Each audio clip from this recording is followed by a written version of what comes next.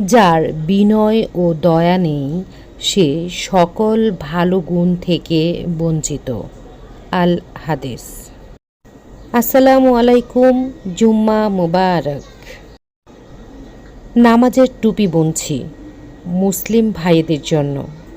5 ওয়াক্ত নামাজ কিংবা জুম্মাবারে নামাজের টুপি দিয়ে সকল ভাইগণ যান নামাজ আদায় করতে।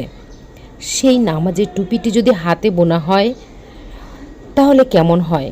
প্রতিটি স্টিচে, প্রতিটি ফোরে লুকিয়ে থাকে পরম যত্ন, মমতা ও ভালোবাসা।